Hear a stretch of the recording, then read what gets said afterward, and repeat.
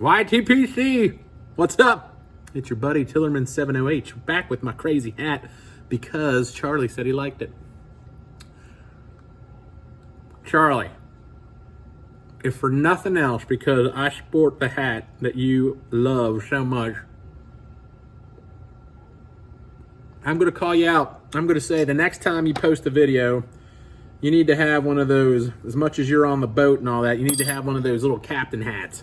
Yeah. You heard me. I know you got one. And then you need some white tube socks pulled up to your knees with some patent leather white shoes. You know you got that. Anyway, Tillerman's coming back today with a more of a, I did my thank you video yesterday, but today I want to delve a little more into our beloved half and half here, which is what I'm smoking today. It's funny, the more you research this, the more people have no idea what it is that they're tasting or smoking or whatever it is that they're getting. They can't even, well, we'll get into it. So here are my tasting notes from my fancy tobacco bottle. Oh, and I'm smoking in, this is a Savinelli unfinished, whoops, there we go. From Eddie Gray. It's colored up beautifully. You're gonna ask me, this is the one, he did a video years ago saying, hey, I don't have the 673 because that's matches and everybody likes that one and it's not here, but this is one that you should consider because it's a little bigger and blah, blah, blah. I wanna say a 644. Don't quote me on that, I don't remember. I should have looked, I'm unprepared. But, so, Scandinavian Tobacco Group, half and half. Now, Burley in Virginia, again, I think we all can agree on that. But here's where everything starts to diverge. I say it's a cube cut, or a rough cut, or the granola, you know, the granola cut, or the grape nut cut when you look at it. Now, if you read about it on a lot of these things, it'll say it's a ribbon cut. I don't agree. I don't agree at all. So, oh, jeez. Oh, I'm gonna pour this everywhere. That's not a ribbon cut. Again, I'm not the world-renowned expert, but I'm gonna go ahead and say Tillerman says it is not a ribbon cut. Mystery number one, but gotta go with the evidence. The evidence is right here in front of me. It's not a ribbon cut. I say it's a mild smoke. That kind of goes, you know, it's all over the place, but it's mild. It's an aromatic. I agree with that. It has a topping of some sort on there.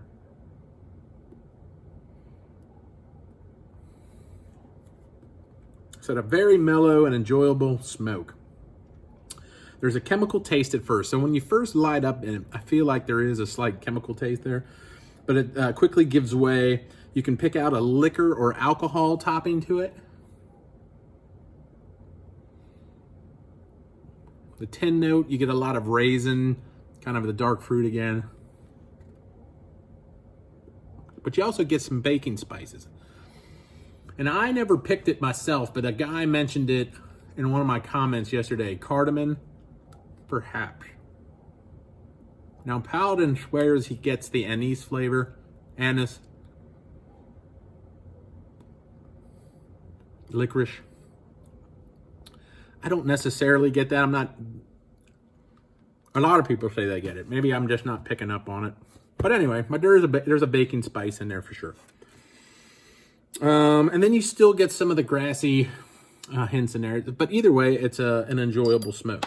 Now, the second thing where it seems that there is absolutely no consensus is what the topping is.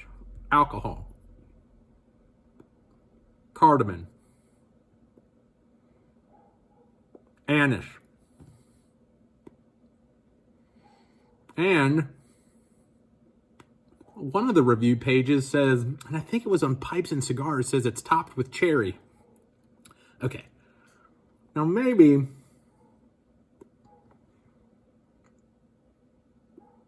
if you have a Shirley Temple in front of you and you get the right retrohale,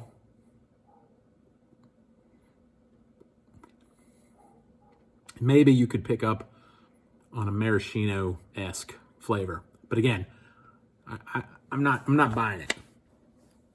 So this has been around forever, this blend. And it's funny, there are camps of thought on it. It's this, it's that, it has to be blah, and nobody knows. But I can tell you this, the Tillerman likes it.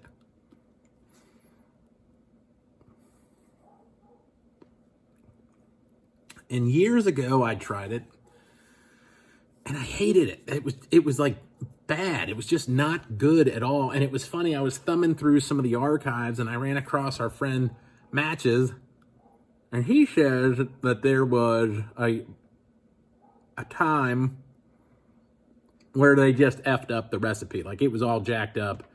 But I think that was long before the Tillerman was ever doing any of this. So I don't know if I had a survive, or I don't know. I don't know what it was. It was not good.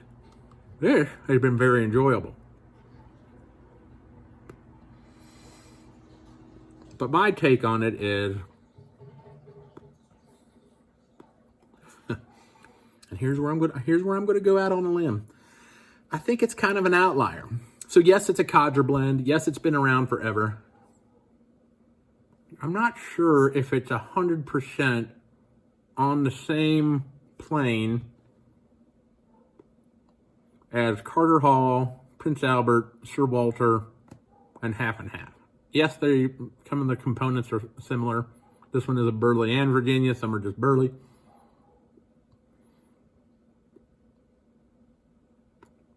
But I would almost like, this almost has its own little section in the Cadre area.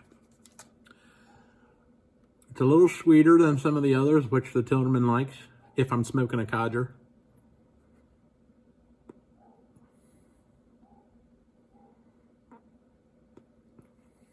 But overall, check it out.